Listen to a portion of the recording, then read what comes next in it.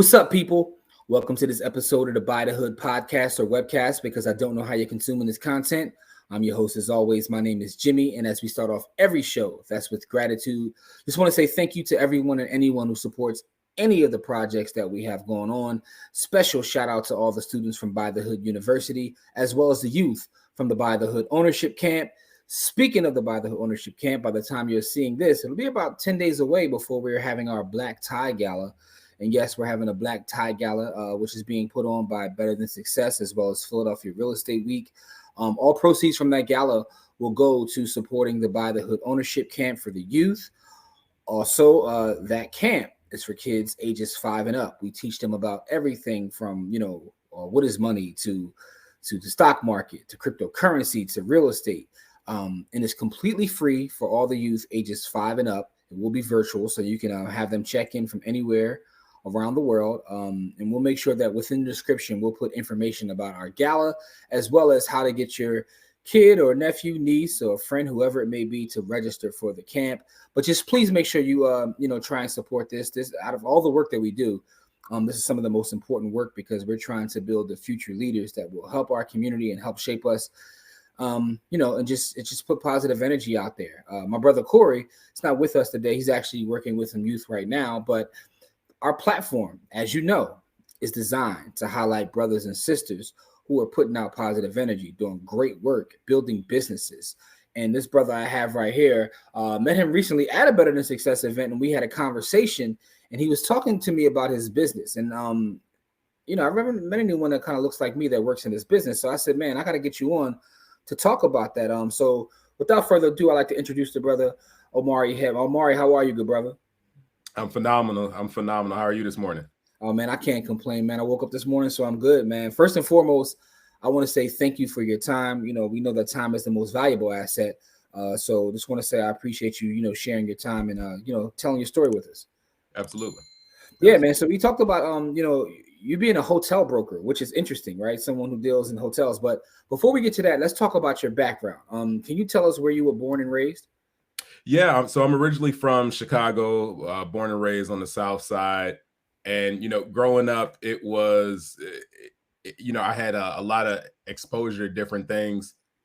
Both my parents, I grew up, somewhat privileged. Both my parents had college degrees and, we're both in the education field. My mother's a retired teacher. My father's a retired principal. And, so education was always really important. And that's kind of the running joke is we call it the family business. So, just grew up. My brother ultimately went away to college, went to Cornell. And, one day somebody asked me like, hey, you ever thought about hotel management when we were dropping off my brother? And, at that time that Cornell was like the top school for hotel management. And that just kind of was like, oh, and my mother just broke it down to me real simple. She was like, you like to travel, you like to talk to people, you like to eat. Like that's all part of a business. Right. And so, this young kid, mine was just blown and I'm just like, boom, locked in. It was like, okay, that's what I wanted to do. And I was like, okay, I want to own hotels. I want to learn more about this industry. I want to be in this field. And I was always a hustler. And I just always figured out ways to make money, whether it was, driving people around in my 82 Oldsmobile, before Uber, pulling up on the bus stop at the close of high school and being like, hey, it's cold out here. Go ahead, drop that bus fare, and you can hop in the back of this 82 Oldsmobile, and I got that good heat. So whatever it was, I was always looking for an opportunity to generate revenue. So fast forward, I had another brother who was in the hotel. He was actually in the hotel business operationally. It had a role called night auditor, and that blew my mind because when I would hang out with him, and I'm going to date myself here a little bit, like it was like being with a celebrity. You got to the front of the lines and stuff. And, Disney Quest opened up, which is not even a thing anymore. Yeah. But Disney Quest opened up in Chicago. Opening night, we were there with the unlimited game pass. Rainforest Cafe, I got straight to the front of the line. We got the free desserts. And it was just like, oh, this was, fringe benefits of working in the hospitality industry. And he used to always tell me, like, man, if you do this, do it right. Like, go to school. I've trained way too many managers because I don't have a college degree. Like, just please do this the right way, Omari. Please do this the right way. So that just always stuck with me. But I mean, he just had crazy stories about working in the hotel industry. And I mean, his hotel actually had the contract for Jerry Springer. So, you know, Springer guests would be staying there. So, you know, that was a wild time. I can only imagine. Yeah. So, you know, just hearing those type of stories and that type of exposure, but understanding that there was a different route to go if you wanted to get into a little bit more of the senior leadership position. So I just locked in and stayed with it. Okay. So going back to the beginning, like, you know, having parents as educators, I guess that made you a pretty good student yourself, right? Not at all. Really? That's interesting. I'm gonna tell you why real fast though, because like you know, through my educational experience, like most of the brightest kids that I had were like the kids of educators. So tell me your story. I'm a slow learner. And that's the short story of it. So academics was not really my forte. I understood that it was necessary, and to use my brother's verbiage, it was going to be a tool in the tool belt, right? I knew that I had to get a degree. I knew that I had to finish high school. I knew that I had to do certain things to get to the next level. So for me, the mindset was always like, okay, what's the next level and how do I get there? Okay, you're telling me I got to do this to get to that. It wasn't easy for me. So my brother that went to Cornell, went Ivy League, I mean, like 30 on the ACT, just like a straight up brainiac, top 3 smartest people I've ever met. Like school was super easy for him. Yeah, he's one of the kids I'm talking about, like the kids of educators who were like your brother. Yeah, he's very high IQ. I had a different type of, I was more so higher on the EQ, on the emotional intelligence. Interesting. Right. And then, you know, I figured out that I'm a kinesthetic learner, which means that I learn better with my hands. So for me, like I struggled with mathematics, right? But it was funny. Even as a kid, when they went to go test me, it was like, you put the money in front of me, I got it, because I could put my hands on this fake dollar bill, I could put my hands on this plastic nickel, and I knew how that all added up. Now you start talking about things that got a little bit more in theory, that's when you lost me. Gotcha. And that's why I knew really quick, like, okay, it's like, you know, it's not going to be engineering and medicine for me. Like the STEM world is probably super dead for me. And the hotel business just started to make even more sense at a very young age. And I had parents, specifically my mother, who just really, like, she dragged me through that whole thing.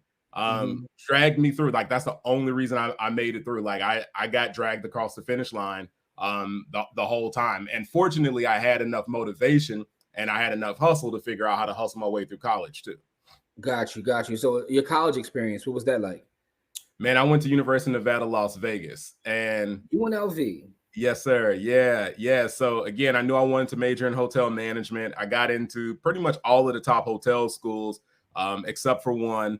And this one was far away from home. I went there, I saw casinos, palm trees. And at that time, and I think it still does have like a kind of top ranked school for like most diversity. So it was just like, okay, like, cool. I can go here. I got great weather. It's great work, job opportunities, and I could get my hair braided. Like, these were all the things that I was concerned about as an 18-year-old, 17-year-old, 18-year-old. Right. So, man, it was a great experience. And a big piece of it was going there, opening your mouth, asking for help, understanding that if you put yourself out there, if you're pushing your car, somebody's going to hop out and try to help you push. Right. And I just took to it like a duck to water. And I mean, those were like very foundational 4 years. I learned a lot, got exposed to a lot, really understood what it meant to not just network, but build relationships. I mean, the academics were good, but it was more so for me about the relationship building. And really, I had to go all the way to the West Coast. Like, nobody from my senior class went out there. So I went out there, you know, first day on campus, didn't know anybody. I didn't, you know, I knew a little bit about kind of the West Coast vibe. I'm a big hip hop fan, but it was like, you know, you're seeing stuff straight out of rap videos. And it was just like, oh, like, y'all really do dress like that and talk like that. So it was a little bit of a culture shock, but man, it was a great experience. And I really got to understand the power of mentorship, of coaching, of having sponsors, of having, you know, solid advisors, of building a team and work experience. And, you know, throughout those 4 years, I worked at the Bellagio at the front desk. I started out working in the kitchen on campus. I was an opening intern for the Wynn. I opened the third tower at the Signature, which is a 1,500 room hotel condominium attached to the 5,005 room MGM Grand. I worked at Rio VIP Services, the W in Atlanta. So by the time I graduated, my resume was banging. My GPA was super whack. But again, I figured out the game very early, which was that it's such a practicum based industry that it was just like, you know, unless I was trying to go directly to grad school, the grade piece kind of didn't matter. It was like, did you finish? Right. Yeah. And I figured that out early, and it was just like, I'm not going to class. Like I could go pick up this shift. And this was over 10 years ago, making $15, $16 an hour. Right. You know, what's interesting about that is, like, you know, seeing where you are today, but you actually, you know, paid your dues and put your work in, right? You talk about all these different things within the same industry. Also, what's interesting is a lot of times when you speak with people, they don't really know what it is they want to go to until they get to college. And it sounds like you kind of already had the idea in choosing your college and, you know, getting that experience already what you wanted to go, the industry rather you want to go into. That's a fact. And, you know, my dad has said that before, and he said, man, you're blessed with vision. And he was just like, and that's why he was like, when you'll hear people say like, oh, I don't know what I want to do. And he was like, it's going to blow your mind. You can't comprehend it. Like, you knew what you want to do. My dad will tell you, he knew he wanted to be a principal, you know, at the age of 10 years old. Right. And he ultimately became a principal. Like, it's people from at my high school reunion. They're like, bro, like, you were really talking about hotel management like 7th, 8th grade, and you actually did it. Like, yeah, no, that's what I'm saying. That's rare. Like, you know, because people, you know, they change. You know, they change in terms of what it is they want to do, or sometimes they just don't know. But having that vision to know what it is, that kind of gave you a leg up, because now you're getting all these experiences within the industry because you know this is where you want to put your focus at. Absolutely. So you're talking about being, you know, early 20s, completed college, you know, from a top tier hospitality school, you know, having tremendous amount of work experience. And the great thing, one of the greatest moments in college was, I'll never forget, you may have some of those professors, they just ramble a lot. It may not be necessarily on the topic, but it's a lot of good game about life. And I had a hospitality law professor like that. I'll never forget, we're sitting in class one day, and this one, my life just got ruined. And he was like, man, my buddy's in town selling, and he works for, you know, a hotel brokerage firm. And he's selling Aladdin, and the Aladdin is listed for, and Aladdin ultimately became Planet Hollywood. And he was like, the Aladdin's listed for 100 million. So I'm thinking, if you get 6% on selling a house, what is your commission check like on selling $100 million property? And I was like, time out. That's a job? Like, it's people that really are getting bags out here. Like that's really what stuck with me. And that was just like, oh, I got to figure out what this hotel brokerage thing is, because it sounds like there's a lot of money involved. And I just locked in on that one little just quick aside that somebody said, and I just researched it relentlessly for about the next probably 8-9 years. Just dug into the industry, you know, cyber stalked people, you know, looking at, okay, what was kind of your career trajectory to get there? Let me reverse engineer that. Okay, you did this, and then you became a hotel broker. You did this, and became a hotel broker. Okay, you came out of investment banking. That ain't me. Like, okay, who did this in a route that's similar to the way that I have a skill set that I could see that I could pivot into? Like, how do I make sure that I'm, and I always tell people this is, it's something I'm a firm believer in, which is strategic skill acquisition, knowing what you need to do to get to the next level. So picking those skills up along the way, so that way preparation will always meet opportunity. And that's what it was for me. I was in hotel ops, and it was just like hustling through that. And then, you know, ultimately the recession hit, the GFC, Great Financial Crisis. And I mean, just the hotel industry got obliterated. And, you know, that caused me to relocate and really, you know, reposition and do some other stuff. But it all worked out good for me, because I always stayed hustling. I was always out there networking, meeting people, building relationships. Yeah, I'm writing that down. I thought that was interesting what you just said about strategic skill acquisition, right? Because in my journeys, I've met a lot of folks who are entrepreneurs or even entrepreneurs. But one of the things that they've done along their journey is take jobs, not necessarily for the salary, but for that strategic skill acquisition. To figure out, okay, I need to get into the inside to see how this works. So either I can do it on my own, or, you know, expand and do it for a bigger company. So I think that's interesting. Strategic skill acquisition. I like that phrase, right? That's something that we should talk more about as a community, because I've seen other people do that, right? Like, literally take jobs for less money, but not for the money, for the skills. Yeah. That they can then apply somewhere else, and they'll get the money on the back end. That's right. Yeah. That's right. Yeah, that's interesting. So when you started doing this, you went into this foray of learning about like, hotel brokerages and things of that nature. What was the biggest shock to you? Something that you had no idea about, and then you read it or learned it, and you like, oh man, like I could actually do this,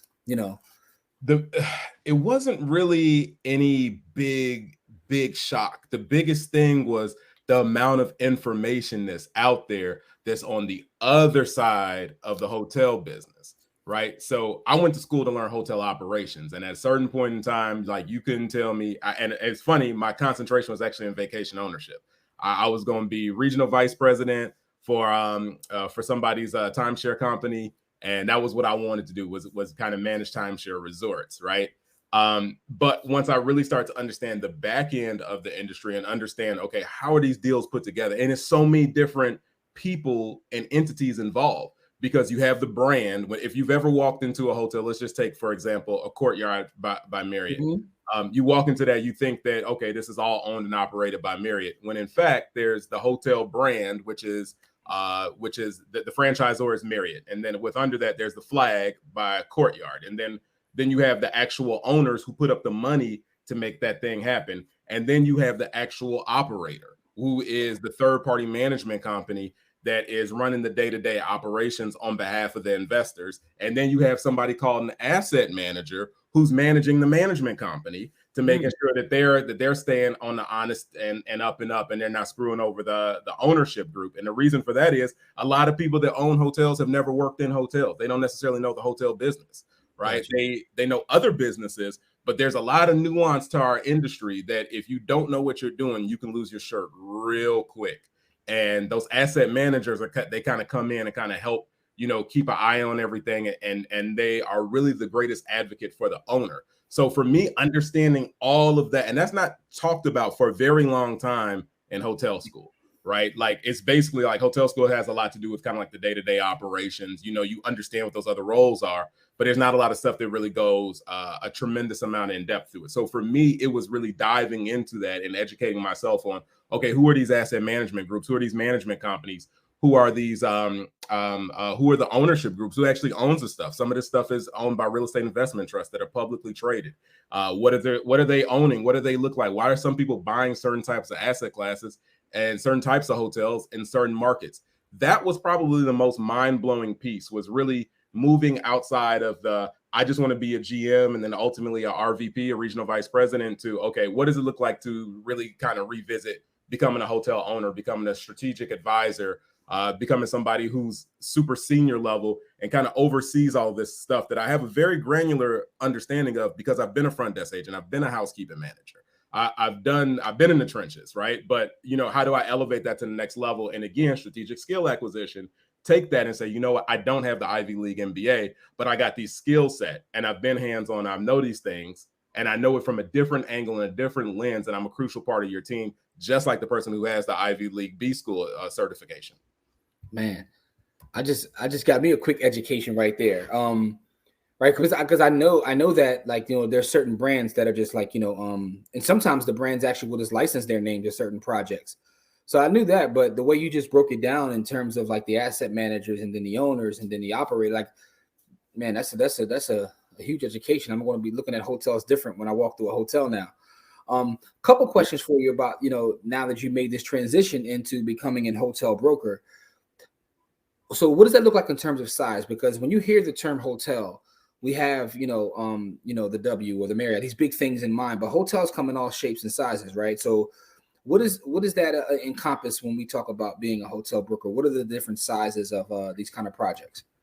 So I'll break it down into there's three classifications of hotels, and then there's a bunch of basically hybrids and kind of offshoots that you can go a little bit deeper into, and that could be a whole nother video for 2 days long. Mm-hmm. But three basic are: there's limited service, meaning that there's no food and beverage. So outside of like a free breakfast. So although people say it's not limited service, they call it selected, it really is limited service.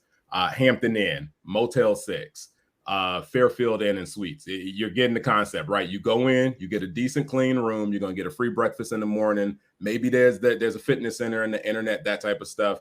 That's about it, right? Then you have something called select service. Select service is it was really invented by kind of like Marriott with the Courtyard brand, where they're saying, hey, we're a step above that Hampton Inn because we have a restaurant where you can get breakfast and dinner. Not a huge menu, but a little something if you're coming in off the road and you don't want to go out.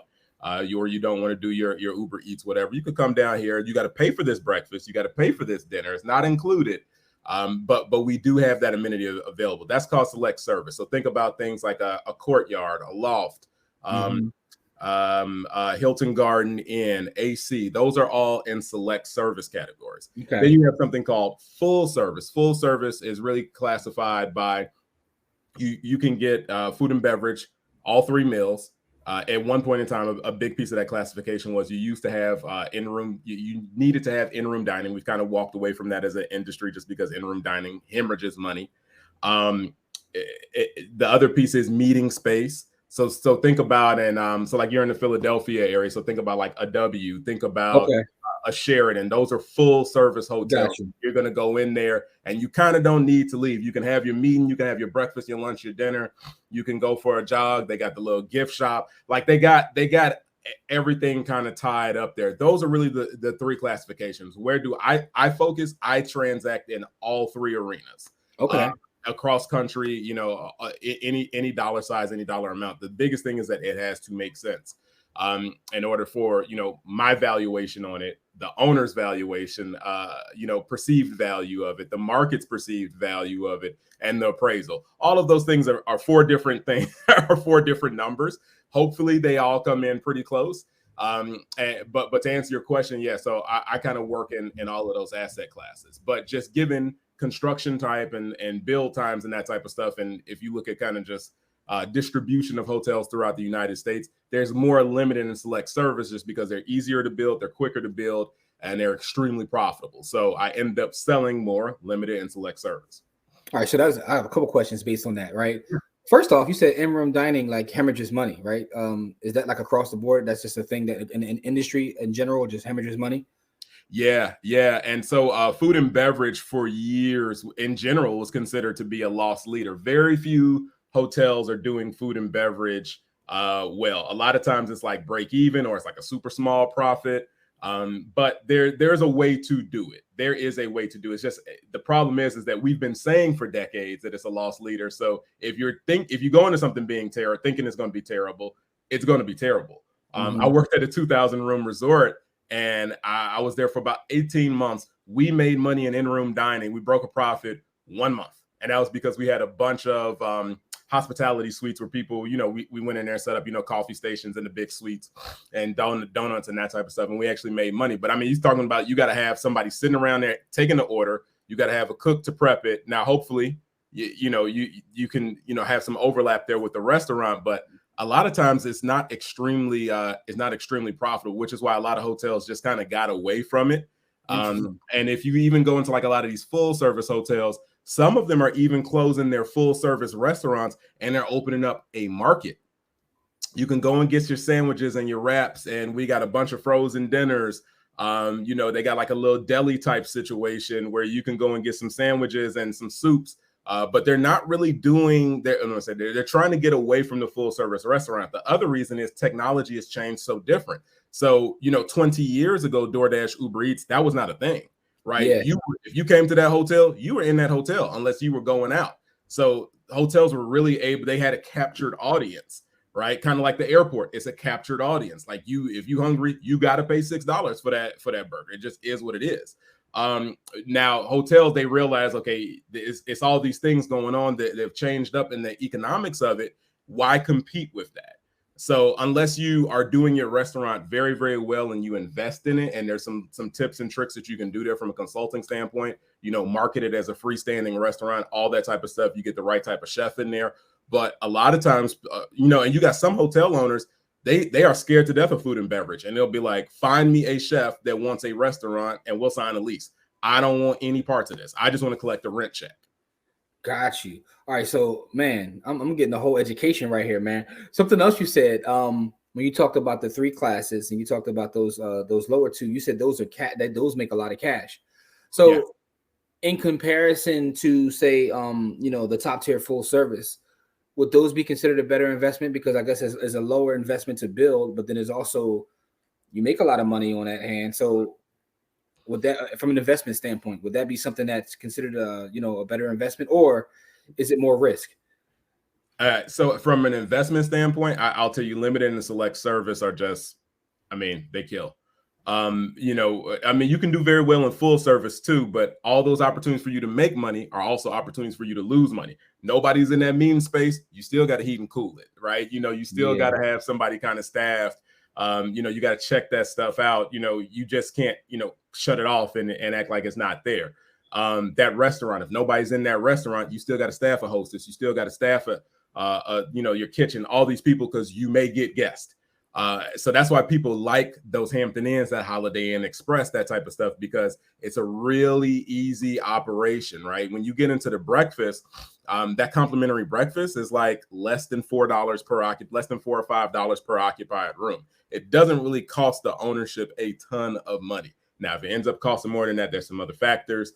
A lot of times the employees are eating breakfast, that type of stuff, or you're not really, following the schedule and having an idea of your capture rate for breakfast for the market, or you're in a high like resort area like Orlando where it's a bunch of families and everybody's, quad occupancy and 75% of the guests are going to eat breakfast. Yeah. Right. Those kind of off things. But so my personal investment thesis is I like limited service. I like economy. And I tell first-time hotel investors, these are kind of the boxes that you need to check. You want to look for something that qualifies for SBA, right? So usually that $5 million and under price range, right? So with SBA, you only have to put down 20 to 25%. 20 is kind of rare to come by. In certain markets, in very rare situations, you can do USDA, and that's 10% down. That's a whole nother conversation. But let's just stick with the SBA. You're talking about 20% down. So you're talking about let's call it a $4 million deal. You got to do $1 million renovation. You're talking about $5 million, 20% down on that is $1 million equity raise. What does $1 million equity raise look like? That's 10 people with 100,000. That's 20 people with 50,000. That's exactly, I can overcomplicate it, but that's exactly how hotel deals are done. And it's people putting together their money, and that's if your circle is got it like that and you all are blessed, you might have 4 people with 250,000. You might have 5 people with 200,000, but that's exactly how these hotels deals are done. Now, people always say, well, how do you run the thing, right? There are third party companies that run your property anywhere from 3 to 4% of gross revenue. So you install them. You obviously want to make sure that you have a good contract where you can terminate for performance reasons, so forth and so on. But you insert the third party manager. Now you're in the investor seat, right? I strongly recommend, if you do not know the hotel business, to hire an asset manager, somebody to manage the management company. I see first time, second time, third time hotel owners that do not know the business and they try to be their own asset manager, and these management companies can take advantage of you. Because they know that you don't know the business, so they'll just tell you any old thing. And again, management companies, there's some good, there's some bad, and it's leaders within them. But if you don't know the business, you just don't know. And the great thing about hotel investments is that it's so data rich. We have data available on a daily, weekly, monthly, quarterly, annual basis. So if somebody comes up to you and it's like, oh yeah, we missed budget or we had a bad quarter, like you knew that a few weeks ago. You know what I'm saying? Like saying it's not multifamily where it's, somebody moved, you got a 4 unit, somebody moved out, you're at 75% occupancy and it took 2 months to lease up, right? It's not that. You're trying to get somebody in every night. It's a very dynamic industry. And that's the other thing too. People coming from multifamily or other real estate classes, they're like, I know real estate, but you don't know the hotel business. You can still lose your shirt because hotels are so dynamic versus some of these other ones that are very static, right? So, you have to understand revenue management. Like you had to have your rates set correctly if you're in a resort market or you're in a leisure market where people are going to be popping out that Friday, Saturday, Sunday. That's when you really make your money. Your rate has to be set strategically. Maybe you want to soften that rate a little bit on the weekdays. So just all of those things that come into play. Man, I'm getting a full like little education right now, because I wrote down a couple questions I have as I'm listening to you speak. Because first off, I will say this: that the way you just broke that down, it's like that's actually kind of attainable, right? If you get pull resources with a couple people, because a lot of times when you look at a hotel, you're like, man, you know, you got to have X amount of dollars to have that. But the way you just broke it down, the average person can get into hotel ownership, right? With the right circle. Exactly. And that's the thing. Like, a lot of people, here's where they make the mistake. One is they don't want to educate themselves on the business. So when you don't educate yourselves on the business, like, you kind of just you'll just take a lot longer in the process than you need to. That's number one. Number two, they go into it thinking like a consumer versus an owner. So they're like, I like to stay in the DoubleTrees and the Embassy, so I want to own one. It's just like, that ain't how you do it. Right? Like, let me show you how you're going to lose money by doing that. You know, when I show these folks a Motel 6, a Quality Inn, an Econo Lodge, a Days Inn, a lot of these people turn their nose up. It's like, you don't have to stay there. But look at wealth distribution in North America. There are more people that are not fortunate than there are. So yeah. If you look at the average household salary, it's sub 60,000, sub 70,000. Like, so why not cater to the masses?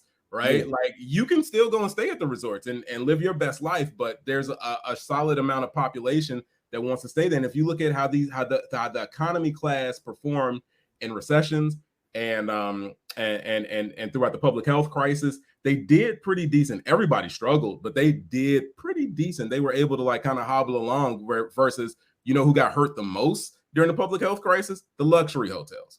Yeah. They had to give the rooms away to, like, you know, first responders and stuff like that. Like, not a lot of people are pulling up to the Four Seasons. It just didn't make sense. Now, Wood Spring Suites, which is an economy extended stay, they ended 2020 at 72% occupancy. Just to let you know what that means brand wide, the average was 72%. The industry average overall for 2020, worst year ever for hotel occupancy, 46%. So, like, the economy sector wins every time. Interesting. All right, so that brings me to a couple questions, right? When you talked about the fees that the operator makes, how does an asset manager get paid in this business?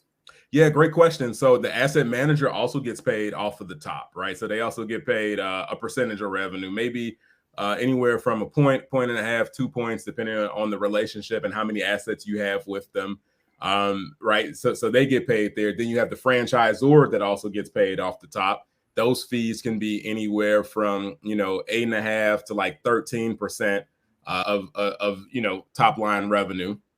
So all of those fees add up, right? But, you know, the great thing about it is that, and this is what a lot of people sleep on, and why, like you said, it's extremely attainable once you figure out how to put together the capital, and once you get a little bit of understanding of the business.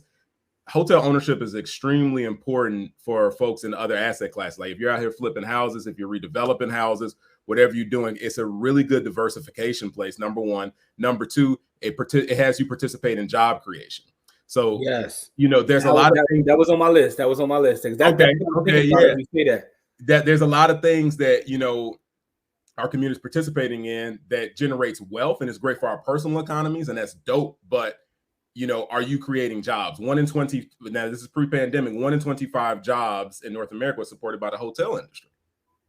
That's a big thing. That's so huge. Yeah, when you start talking about, and these are not low-paying jobs, like, that's the other thing too. They're not all low-paying jobs. So when you're an owner and you're able to push back to the management company and say, like, hey, you know what? I want to have a Black woman as a general manager, right? I want to have, you know, a Latinx man as a general manager. Like, find me, like, these are the things that I value, right? You know, so for instance, I was working with a first-time group of Black owners. They were developing a property, found a management company I put them in touch with, and they had that conversation and was like, hey, you know what? You guys are headquartered here. That's not terribly far from this HBCU that has a hospitality and tourism program. Like, you have no Black people on your executive board. Like, we're considering, you know, working with you, but hey, let's have a deeper conversation on how do you get more inclusive in your hiring practices. You can have that conversation as the owner and now have generational change and not just generational wealth.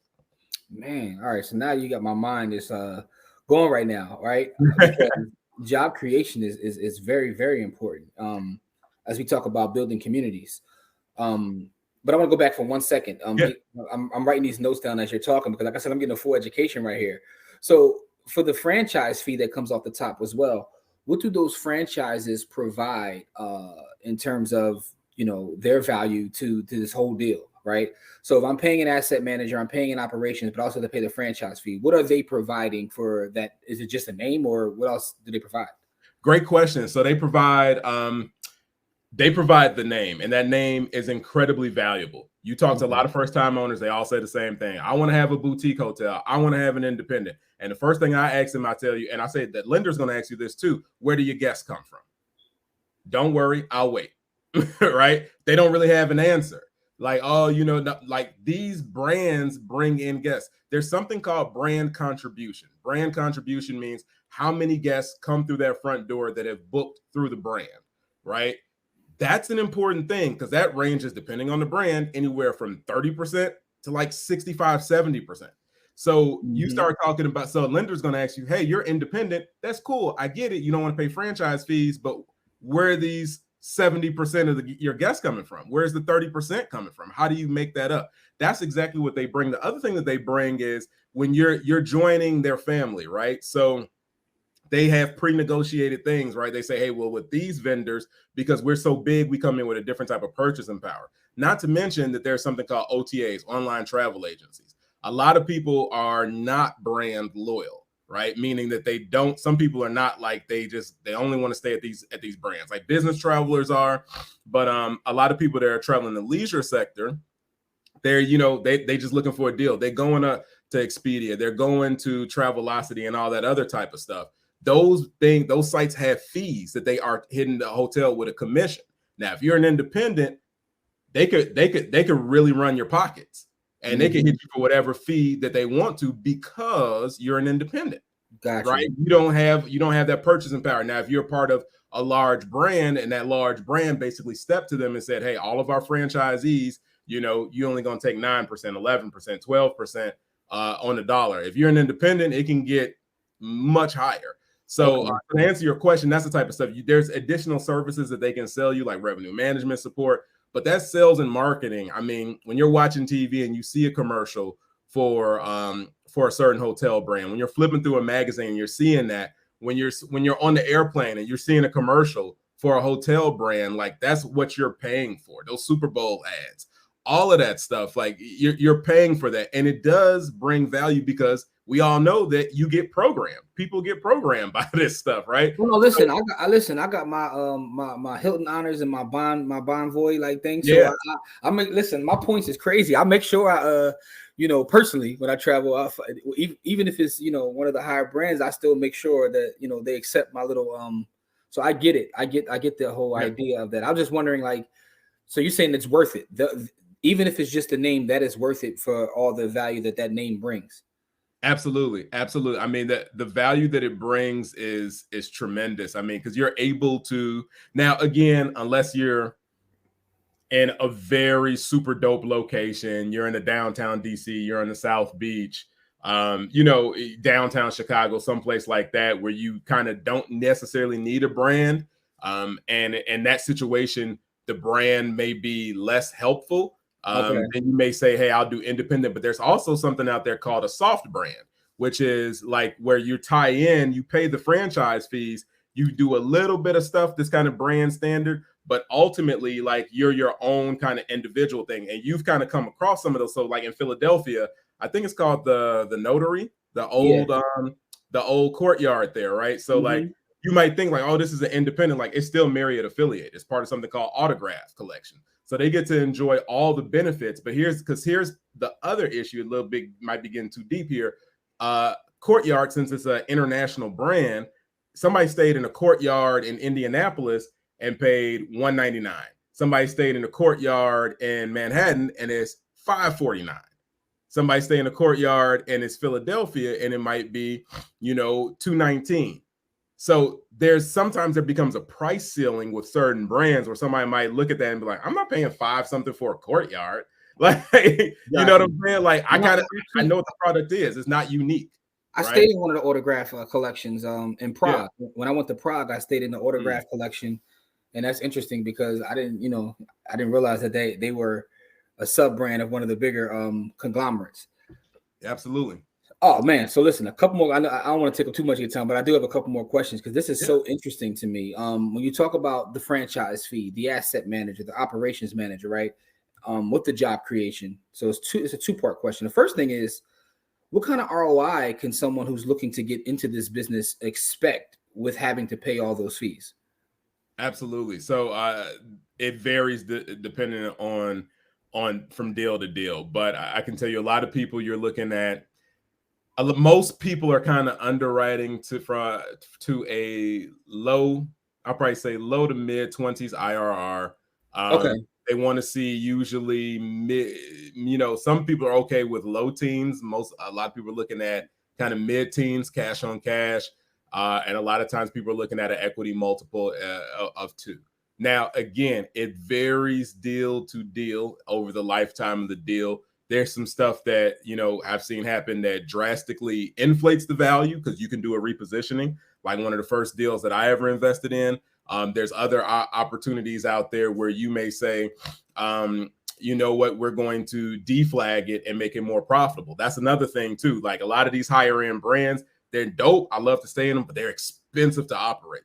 They are super expensive to operate because those renovations are not cheap. So you may say like, look, I'll make less money on the top line, but I might even be able to get better flow through on the bottom line, right? You got to understand all those different triggers. So the very long-winded response to it varies deal to deal. Okay.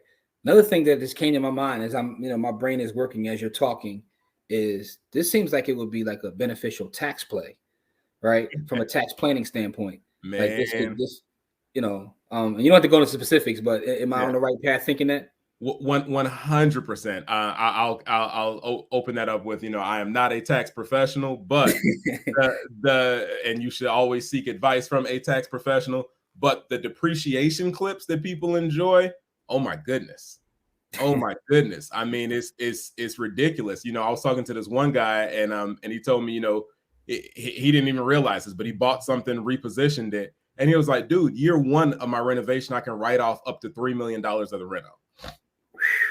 Right. So there's folks that have that as a tax strategy. I can't tell you how many times I've heard of like Powerball winners, lottery winners. They go out here and buy hotels, right? Because it's part of they like the depreciation clips. People who are getting money from other sectors, like you need that, right? So think about this. If you're somebody that's getting a lot of money in residential flips or redevelopment, and you got the rental, so you got a nice little mix going on there.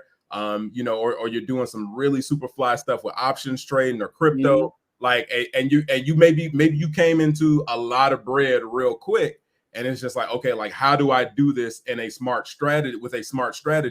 And then you go ahead and you become a partner in a hotel, so you're getting the depreciation clips and you're getting some travel benefits, right? So you got certain hotel brands, you get that ownership card. For like IHG, for example, you get 21 free nights a year.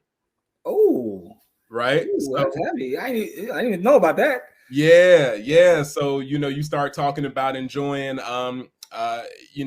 deeply discounted rates. So like Hilton, for example, with their owners program, you can usually get like up to 20% off of the rack rate if the other discounts are available. And then you get otherwise you get like the employee rate, which could be like a $35 rate at a Hampton or a Home2, a $55 rate or $45 rate at an Embassy Suites. And I mean, if it's available, man. I mean, I've taken advantage of some of that stuff in New York City and Miami. Like it's a really dope feature. Listen, man, I know you didn't come on here for this, man, but you selling me right now, bro. But I do have a couple more. I promise you, I have a couple more questions. No, all good. In terms of those rates, right? So you have the asset manager, you have the operations. But anyone who knows the hotel from a consumer standpoint, we see how the rates can fluctuate and change, literally within the same day. Yes. Who's responsible for that in this ecosystem? Is it the asset manager? Is the operations manager? Who's watching that and making sure we're okay with that? Great question. So that is what you call revenue management. So the airlines have mastered it, right? Like with the airlines, you just accept you may have paid $59. The person next to you may have paid $399. You looked at it that morning, it was $199. You looked at it that night, it was $219. It just is what it is. Nobody complains. The guests have been perfectly groomed to it. It's the same thing in the hotel. So, for instance, I managed an 880 room hotel in DC, right? So what we would do is try to fill up, 400 to 600 rooms with group business. right? You get a group in here at $399. You get another group in here with at $199, another one at $219, $259, and then you look like, man, we sold out 600 of the 800 rooms. And then you do the math and you're like, well, my cost per occupied room kind of is what it is. I already got the front desk agents there. I already got the room attendants. At that point, it cost me pennies to fill up the hotel. We used to turn on a $99 rate because we were thirsty like that. And then sell out the hotel, the last 150, 200 rooms for a $99 rate. That is called revenue management. And a lot of people don't understand it. It's gotten more familiar and a lot different because the hotel business back in the day, we used to do what's called a heads in bed strategy. Like just sell out by any means necessary. You got somebody in there, $29, $59, it don't matter. Just get them in there. Because the most perishable thing, the first thing that you learn in hotel school, the most perishable thing in a hotel is the room night. I'll say that again. The most perishable thing in a hotel is a room night, meaning that today is June 1st. If you don't sell room 202 June 1st tonight, you cannot resell it tomorrow. Right? It's not like the restaurant. You don't sell that chicken parmesan today. Tomorrow, you might be able to sell it. Right? So you know what I'm saying? So it's a highly perishable item that you have to figure out what's the right price to let it go in tow with your cost per occupier room. So to answer your question, that the hotel operations team has to have a sound grasp on that, your third party operator. And a lot of times they do charge you extra for that revenue management support to make sure that you're getting the most out of it.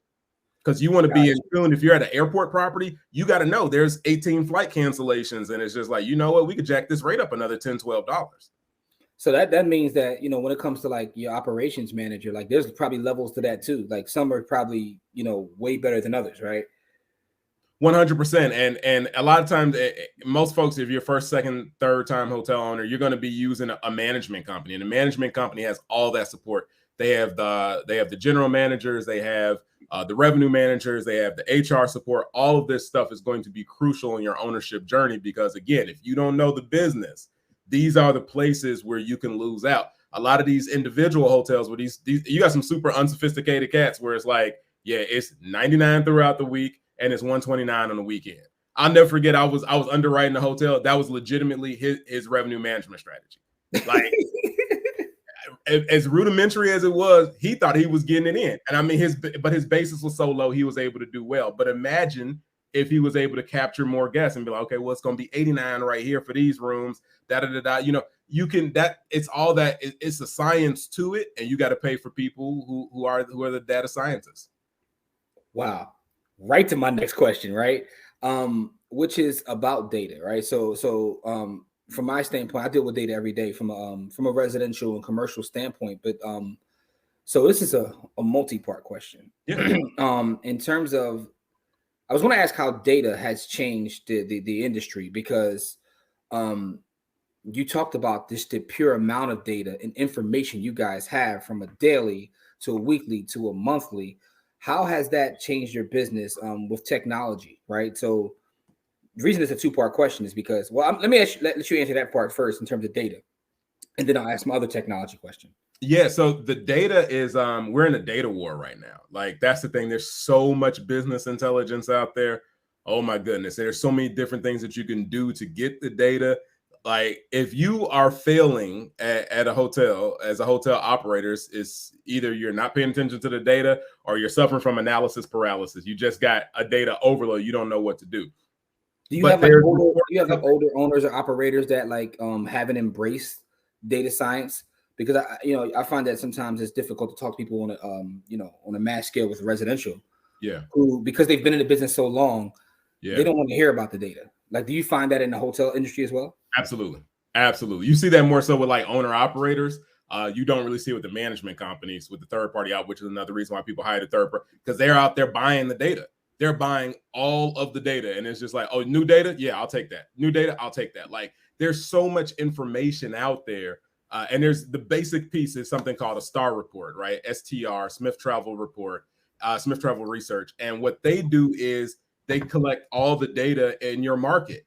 So on average, and you get to select your comp set, right? So you pick 4 or 5 hotels and you say, I want to measure myself against these hotels. It's blind, so you don't know what their each performance is, but you're able to say, like, out of these 5 hotels, I'm the rate leader. I'm second in occupancy, and I'm third in revenue per available room, which is RevPAR. That's one key thing. Like old heads, like that's all they pay attention to is the STAR report. Then you got other people who are looking at, you got to pay attention to what's going on in the short-term rental market too, depending on where you're at. So that's the thing. Then you got to pay attention to, here's the big thing that a lot of people are ignoring, which is what's going on in the construction world. So if they're building more hotels, what type of hotels are they building? Again, that is why I like economy hotels. Nobody out there, I'm saying that. It's extremely rare that somebody's building from ground up an economy hotel. So if I own a Days Inn and somebody opens up a W and somebody opens up a Fairfield, that probably actually helps me because it's not the same guest. That means that it's more people that are going to be paying higher rates in the area. I can maybe juice mine up $2-3, right? Like economy, like I don't really compete with that many people on a new construction front, but you got to be aware of new construction. If you're a Holiday Inn, if you're an owner and somebody's building a Holiday Inn Express, you should be concerned. You got to have a conversation with your team. Like, are we going to renovate? How do we stay competitive? Do we got to start budgeting for the renovation? Do we need to refi to get money together to do this renovation? So the data is incredibly important because it lets you know how to respond. And especially if you have these big one-time events like a Super Bowl or, the Republican National Convention, Democratic National Convention, this stuff that sells out cities. You got to know what's going on with the sports teams. Like all of this stuff, it matters. Interesting. So my second part, the other part of this technology question that I have to ask is like, you've been in this for a while, so you've seen a lot of things come and go. But with technology in terms of Airbnb and apps like Airbnb, how has that affected the industry?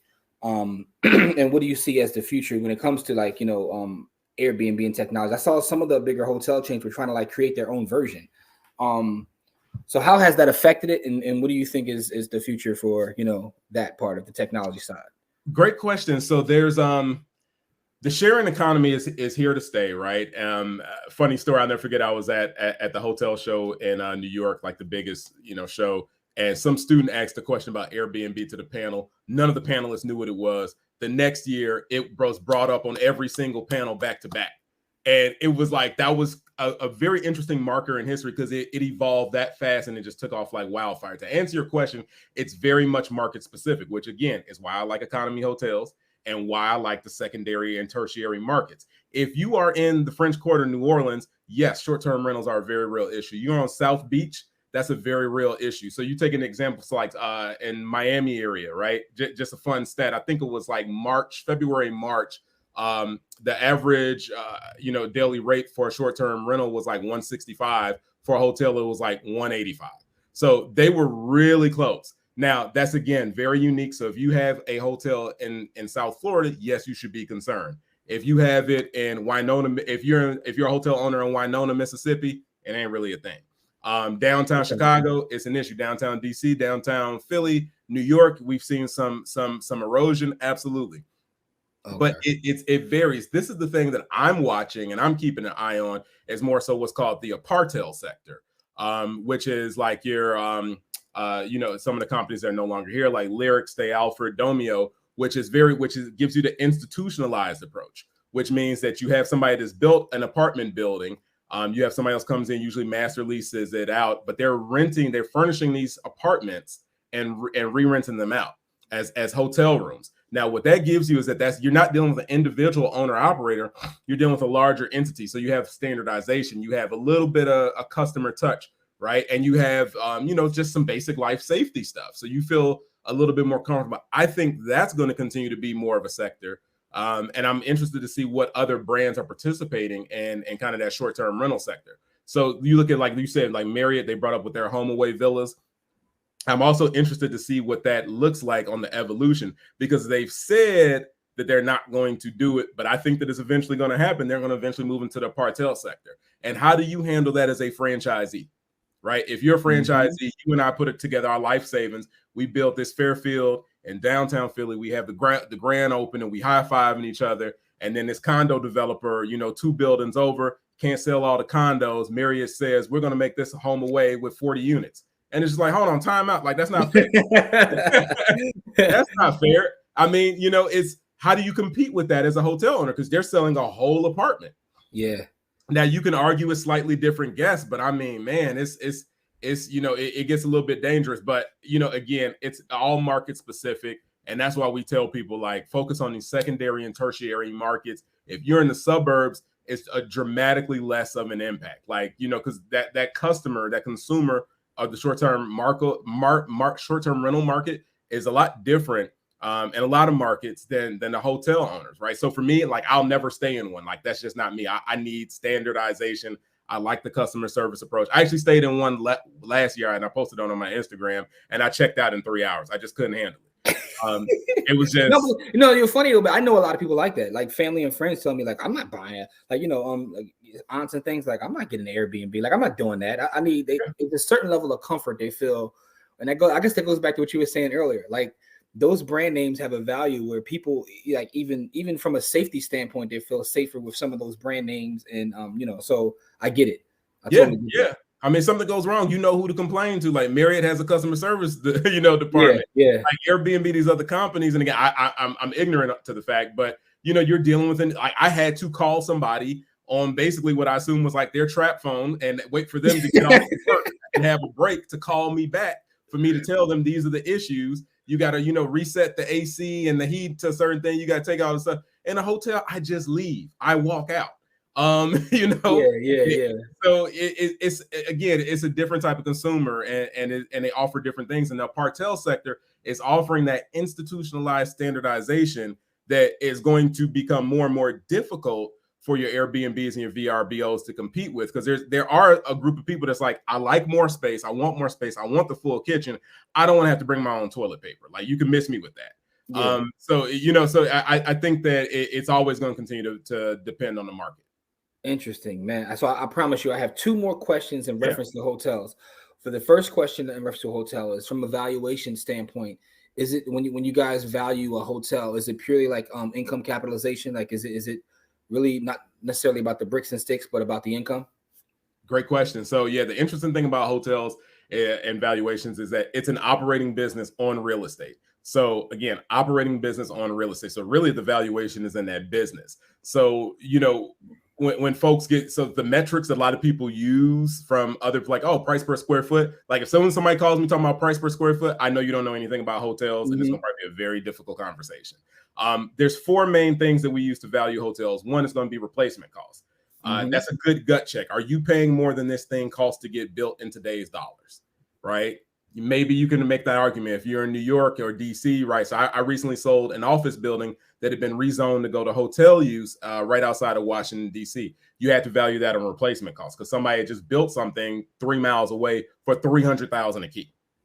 Okay. Right. So it's like, if you can get all into this office building, reposition it for $200,000 a key, that's a solid valuation metric. You brought up the capitalization rate, which is a function of the NOI over the sales price and net operating income. The other thing is a room revenue multiple. Okay. So, the base of the multiple is anywhere from 3 to 4, and it flexes up or down depending on the market, asset class, that type of stuff. Some places you can justify a 4.5, 5 multiple of revenue, meaning if it's doing $1 million in revenue, somebody may say, I want a 5 multiple. That's a $5 million valuation. And then the other thing is comps, just looking at comp sales, what is sold as comparable product in a similar region on a price per key basis. Gotcha. And then you also, with comps, it's also a little bit difficult because you have to look at and do a lot of research on that specific hotel. Was it renovated? Because if somebody bought something and they had to renovate it, then you got to tack on the estimated renovation costs on top of that. And a lot of these hotels for the kind of the upper mid-scale brands, I mean, you're talking $20,000 plus per key. Whew. Exactly. Interesting. So as a hotel broker, do you help put these entire plays together? Like, so do you just sell the bricks and sticks, or do you help someone like maybe trying to get into the business in terms of like finding an asset manager, finding an operator? What does an actual hotel broker do? Is it like just one part of it, or do you put the whole play together? It depends on how much help they need. Most of the folks that I deal with are, they're seasoned, and all they need for me to do is point them to an asset, give them the data, and they can do it themselves. Now, kind of the other piece is, what can I do? I involve myself in everything and anything as long as they need me to and it's legal. I'll help you get there. And that's led me to like what the future looks like for me, which is a passion of mine, and I founded something called National Institute of Lodging Education, where I'm focused on educating. It's a nonprofit focused on educating first-time Black and Latinx hotel owners. Where it's like, hey, look, this is a community, and I don't really beat the drum of access to capital is an issue. Access to capital is an issue. I think that every community has their top 5, 10% earners. I mean, you talk about whether it be ethnicity, gender, lifestyle, whatever. Everybody has a top 5% that's earning. And there's people that are out there that are capitalizing. They're not investing in hotels strictly because they don't know the business. Mm-hmm. That's it, right? You see, and it's difficult to talk to people. You don't come across a lot of hotel owners if you're in those communities, right? So, you know people that may be in QSR and quick service restaurants, people that have done multifamily. So you'll do that because you can kind of verify what you're hearing. So my biggest thing, kind of going back to how I started, which is the family business, which is education. So how do I educate people on what this looks like? How do I pour into them so that they can make these transactions? And ultimately, it's a business development tool too, right? I want to be able to, because I've set like some amazing deals in front of people, but they just didn't know what they were looking at, so they couldn't act, right? Yeah. So if you have the education and you're armed with the education on what are the steps, it becomes less daunting. It becomes very achievable, and ultimately these people will act. And then that's when I'm helping them. There was a sister where I was working with her, and hey, do you know a Black-owned management company? Like, boom, I got you. Do you know a Black-owned insurance company that can put together their insurance for my property? Boom, I got you. Like, whatever you need, like I know because I've been in the business for so long on multiple sides of it, mm-hmm. And helping people put together those relationships, and that's really the fun part for me, is really helping people to be their deal architect. Like let's break this down. Like, you got 300,000 and you don't want business partners. Like, let me show you how you're not going to own a hotel. You got 100,000 and you're open to taking on partners. Like, let me show you what this looks like. Okay, you got 100 in cash. You got a home equity line of credit. This person got their self-directed IRA. You all roll that up together. Here's your management company. Like, here's the brand that's looking for you, and they'll give you some incentives. Like, let's make your equity stack look, a very achievable, and ultimately go out here and execute. So, man, because I was actually going to tell you that I was going to say, I don't know if you have like an online course or something, but this has been, and I'm not saying that just because you're here, this has been one of my favorite episodes, because I feel like I really just got an education. Like, I have a page full of notes here, mm-hmm. Because it's something I really didn't know too much about. Even being in real estate as long as I've been in real estate, I really don't know too much about the hotel business other than the consumer side. Right. So this has been, a full education for me. I was going to ask you, do you have like an online course? And maybe you should create an online course, but you said that you're creating a nonprofit, right? So what does that nonprofit look like, and how does someone, get information about the nonprofit? Yeah, so it's lodgingeducation.com, lodgingeducation.com. So how'd you get that domain name? I know, bro. Call somebody slipping. I'll be honest with you. I was surprised that it was available too. And I was just like, oh, you know what? Look at God.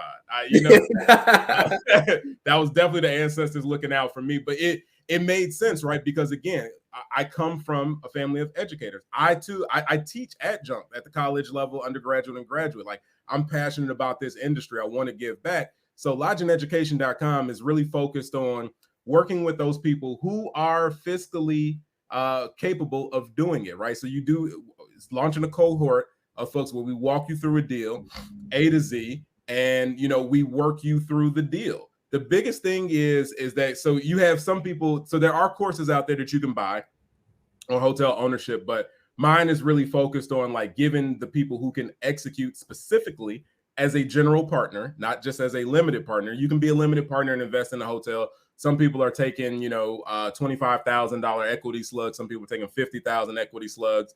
Like, it depends on kind of, just being in that space. But I want people who want to go out there and be a GP, who wants to be the general partner and do it the right way and learn and really set it up so that, because you can end up having a situation where you have, capitalism that's just in a melanated face. And that's not what we're necessarily looking for. We want people who, have a consciousness to it and say, we're out here trying to do this partnership with this HBCU and really grow because like these HBCUs have hospitality programs. Yeah, they do. They do. Right. So it's like, how are we, let's work with them. Let's figure out a strategy so we can get that talent, fast tracked and pipeline, and we can partner together. So that way we have the capital and then we have the operations intellect.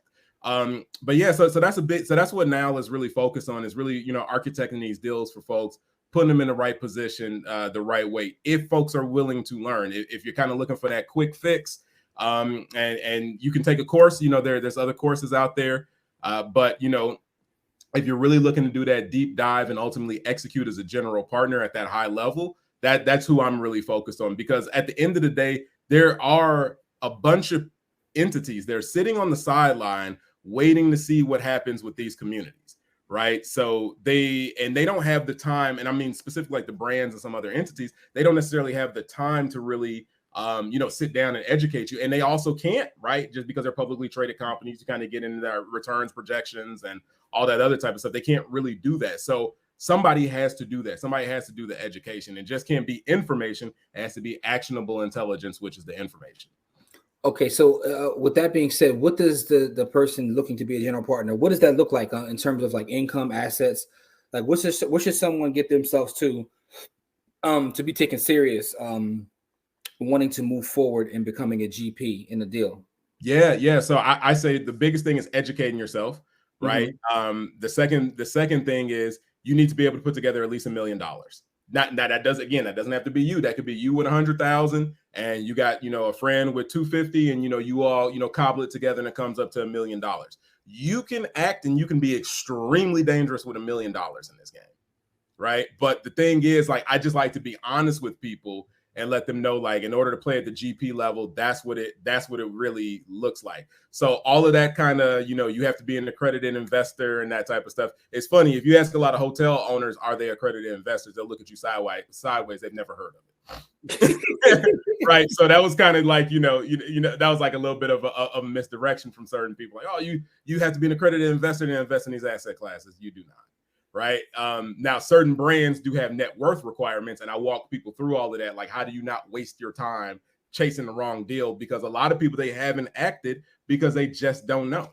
They just don't know what they're looking at. And I mean, I've met brothers and sisters that are capitalized like 7-8 figures in the bank.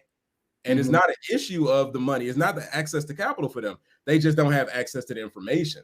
So if you are getting money from car washes, from quick service restaurants, from these other entities, from crypto, from whatever, but you don't understand the segment, it's going to be difficult for you to make a 7-figure gamble. Yeah. Right. You know what I'm saying? You need some education so you can feel like it's a calculated risk. Okay, man. Listen, this has been phenomenal, brother. Like I feel like I got a master class in the industry, like a short master class in the industry. A couple more questions before we get out of here. The first one is, in this journey from where you started to where you are now, what would you say is the biggest hurdle that you had to overcome, personally, to get you where you are now, where you're very knowledgeable and you know this stuff? Like, what would you say the biggest hurdle was for you? Man, the biggest hurdle has really just been, obviously maneuvering through the imposter syndrome, right? Like, just there's not a lot of people that look like me that do what I do. When it comes to hotel brokers, there's only about 3 other Black ones that I know of, at least. So that's that. The other piece is always creating the time to learn. Right. So, I also have a family, right? I also teach. I also have other interests. I'm also, chasing my own deals to invest in. So, making sure that you're always finding time to stay current, to stay relevant. But the biggest obstacle has just always been, for me, and I started to conquer it over the last 2 years, was really finding time. How do I set up a mechanism so that I can educate these communities? And, that's what lodgeandeducation.com is about, right? Getting over that obstacle and making sure these folks have that information so that they can go out there and do it at the highest level. Yeah. And the next question, that's a great answer, by the way. That imposter syndrome, I think all of us suffer from that at times. The next question I have is, what is your favorite book or book that's inspired you along this journey? Man, my favorite book and probably the most inspirational was the autobiography of Malcolm X. Nice. I mean, that book, it has a lot to do with self-discovery. It has a lot to do with evolution. And again, strategic skill acquisition. Everything that he went through made him who he was, right? To the point where, you know, you have El Hajj Malik Shabazz, you know, evolving from a Detroit Red. Yeah. That is a serious level of evolution for a man who died, you know, sub 60 years old. Right. So you start thinking about what that means for the evolution of self, for you always taking yourself seriously and refining yourself and putting yourself, and that you don't have to always be a product of your environment. You can be a purpose. And for me, that was, you know, how can I be of purpose for my environment? How can I be of service? And that book, I mean, it just had a lot of great game about self-discovery, a lot of it. And, you know, it's really some good, and those are all applicable to the business world too, right? You know, knowing who you are and being, you know, comfortable with evolving and building relationships and continuing to evolve in those relationships. You know, what's interesting about that is, like, you know, and we've mentioned this on previous shows, like that's one of my favorite books. My partner Corey is one of his favorite books, and we've had people mention that book. But what's to me, which is most interesting about that book, is when someone tells you what they took from the book or why that book is one of their favorites. It's always something different. Yeah, and that shows you how powerful a book it is. People read the book and love the book, but something different resonates with, you know.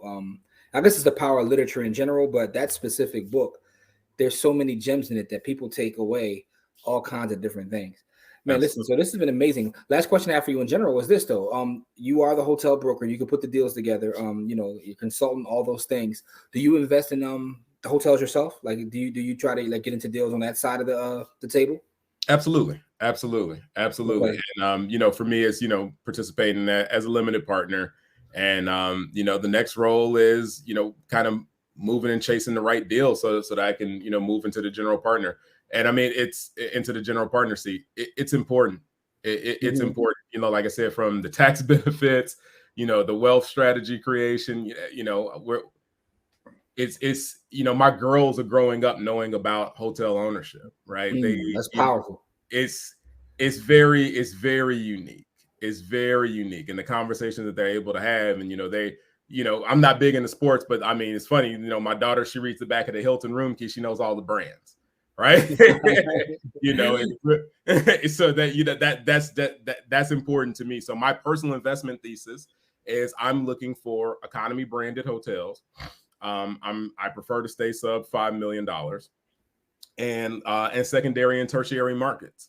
And I specifically want to do something that can be converted into economy extended stay, right? So keep in mind, I underwrite deals all day, every day. I've seen thousands of hotel valuations cross my desk. Like, so I know what it is. I know what these numbers mean. I know what it looks like. So that's why when I talk to people, you know, a lot of people, it takes them a while to kind of shake out of the consumer mentality of, well, I really wanted to have a boutique resort. And it's just like, let me tell you how you make $1 million. You start out with $3 million. You build a boutique resort that you don't know how to operate. And there you go. Right? It's learn the game, learn the fundamentals. Look at these REITs. These REITs are owning economy extended stays. These REITs are owning Quality Inns and Howard Johnsons. I mean, and they got economists on the payroll. They got all sorts of analysts, and it's good enough for them, and they understand how to build a portfolio. Your cash flow is going to come from the economy stuff. The larger stuff, the sexier stuff, you really make your money when you sell it. So, you know, you got to have things you got to have your portfolio built correctly, just like folks that are in the residential side. You got your flips going on, and then you got your holds where you got your cash flow coming out of, right? So but it's the same thing on the hotel side. So and that's the thing that I help people do, is really help them build their portfolio, because you're not getting into this just for one. I hope not. We're not doing that. You know, we got a lot of catching up to do. So when you start talking about, you know, really evolving this, okay, this is not just your first one. Your first one needs to set you up on how do you get your next 2 to 3 to 4. Got you. So do you help people find opportunities as limited partners as well? Like, if someone says, well, I'm not ready for the GP yet, but I do want to get involved as an LP, do you help them find any sort of plays that way? Absolutely. Yeah. There's people that I send them to, that I recommend, that I kind of trust. And that's a big thing too. There's a lot of people out there that are, you know, they want to position themselves as a GP and the asset manager for a deal, but they don't know the industry. And that's so dangerous.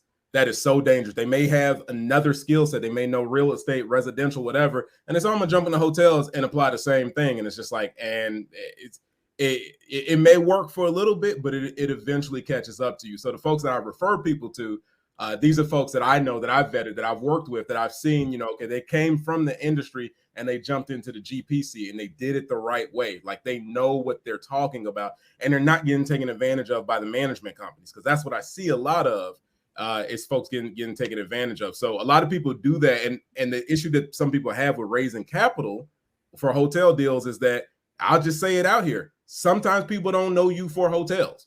Yeah. Right? If you've been out here selling noonie juice and vacuum cleaners, and then you came to them to invest in some in some Bitcoin and a multifamily deal, and now, I'm not knocking the hustle, like, you a hustler, but you know, but people don't know you for hotels, and you start talking about $25,000, $55,000 investment, and it's gonna be like, I don't know. You, like, you know, you don't have the skill set to get people comfortable with. That's the biggest obstacle. A lot of people, they try to jump into the GPC. They think that they do it because they did it from another sector. And I'll be honest with you, they can't find investors to believe in them. They don't know what it is, but that's the disconnect the investors. So do you think that someone should, before becoming a GP, probably start as an LP to kind of like get their foot in and learn? Or do you think that it's possible just to jump to GP? Like, what would be your recommendation for someone who's never been in this business, but they're interested? They may watch this interview, they may be interested. Do you think they should start with an LP first, just to kind of like get their foot in and learn the business first? If you don't have the capital, absolutely start out as an LP. If you have the capital and you feel comfortable that you can put together the money, start out as a GP. And the reason I say start out as a GP is because you'll have a much better experience. You will have a much better, it's always better at the top. You know, what did Les Brown say? I'm trying to get to the top because it's too crowded at the bottom. Right. So, you know, and as a GP, you just learn a lot more because you're having the direct conversations. Now, if you're a GP with no experience, you do need to hire consultants, and your consultants will be folks like myself and asset managers. Like, you need to, it's going to cost you a little bit more to do a deal because you want to make sure you do it the right way, but you can do a GP. You can GP it your first time out. You absolutely can. But the issue is, a lot of people run into, they just can't raise the capital. And what the Hov say, we don't believe you, you need more people. There you go. Like, you know, it's you gotta be able to get people comfortable in investing with you. So you talked about the requirements, like capital requirements, as a GP, but if someone just has, like, so what would be like an LP? How much would you need to jump in as an LP? It depends on the deal, and it depends on your relationship with the sponsor. So I've seen people taking LP equity slugs as low as 10,000. You know, or I've seen 10, 25, 50,000. I've seen it vary. And it depends on your relationship with the person, right? Gotcha. If you have a relationship and report that person, they might let you in for 10,000, although the minimum is 25. But for the most part, most people, the average that I've seen is usually anywhere from 25 to 50. And I know that's a pretty big swing. But again, if you have 25 to 50, you know, you might, there's also the other strategy. And what I'm advocating for is people being patient, learning the business, getting to, you know, building up their network so that you have, you know, 150, 250, you know, 500,000, $500,000 between you and your partners. And then maybe you go and you can step to somebody else and be a co-GP. Maybe you say, hey, me and my partners, we have 500,000 between the two of us. And then that GP may be like, well, come on, we could be co-GP. And now I only got to raise $500,000. Like, that's attractive, right? You know, it's all sorts of tips and tricks out there. So to answer your question, it depends on how patient you are. But a lot of people, they're trying to rush and they're trying to skip the steps. And that's cool too. But, you know, just understand that you're going to end up paying those dues on the back end. Yeah. And you kind of answered this, and this is the very last question I have, but you kind of answered it. But, you know, I'll ask again. So first and foremost, I want to say thank you for this entire conversation, because I'm like fired up right now. Like, I feel like I've got a full education. Now I'm ready to like figure out what are more resources I can go to learn more. Right? Because this is very interesting to me, because it's a whole different world. Yeah. And I don't even want to ask you. Probably end up. I don't want to, like, you know, be on here another hour. I don't even want to ask you about, like, you know, when you add the part of like casinos into it. So I'm gonna leave that part alone. But what does the future look like for you and your business? What do you see yourself doing in the future? Yeah, so for me, it's continuing to grow and evolve with the industry, and my big passion is always going to be continue to try to find ways to bring equity and inclusion to hotel ownership. That's the drum that I beat, that I march to. So for me, it's really focusing on lodgeandeducation.com, growing that cohort, and having success stories come out of it, having folks being like, yo, I came from this other industry and I learned this, and me and my husband jumped out and bought that quality, and me and my girlfriend, we put together our money, we delayed the wedding, and we got married, and then we did it at the Ramada, right? Like, it's those type of stories that you're going to start to hear more and more out of our community. That's what the future looks like for me, is being in the center of all of those conversations and being that guy that's really helping to plug folks in, that you do it the right way, that you're going into it the right way, that you're not unnecessarily taking these L's and these lumps, because there's people out here that are going to prey on you. They are going to prey on you, and if you don't know what you're doing, it can hurt. So just be prepared to look for advice, and I want to continue to be that advisor. Man, listen, this has been one of my favorite episodes. I swear to you, and I appreciate your time.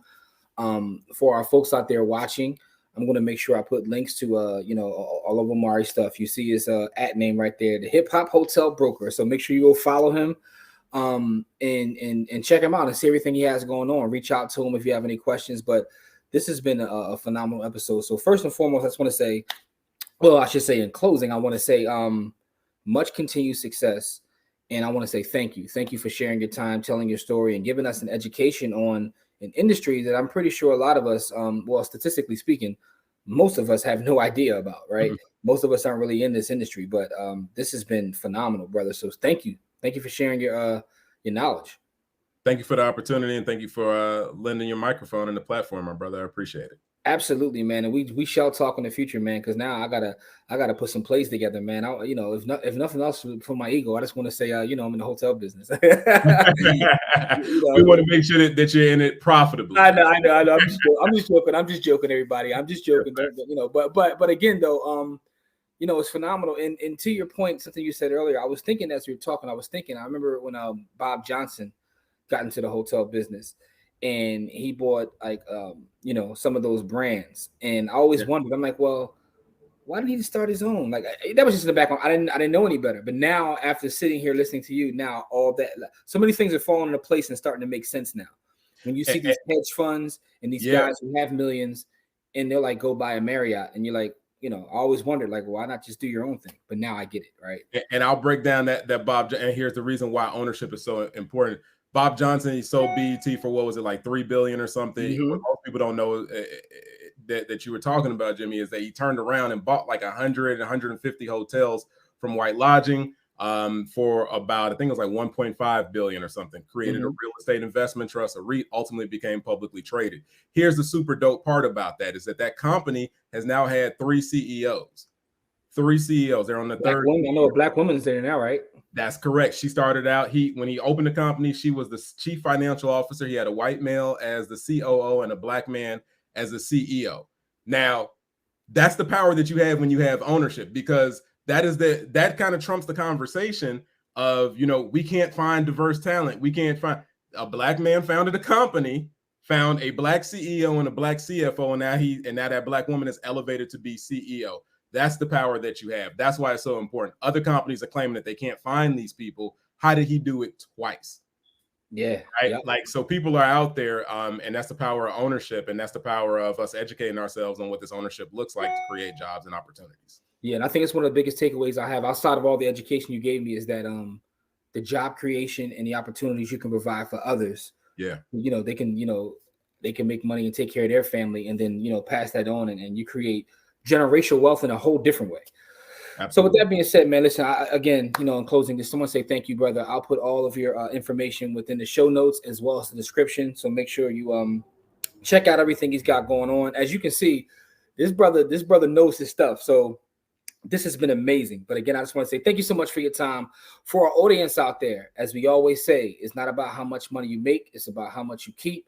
Game elevates. We appreciate and love you guys, and we will see you on our next episode. But thank you so much for tuning in to this episode. And if you're listening, thank you as well. Just want to say peace.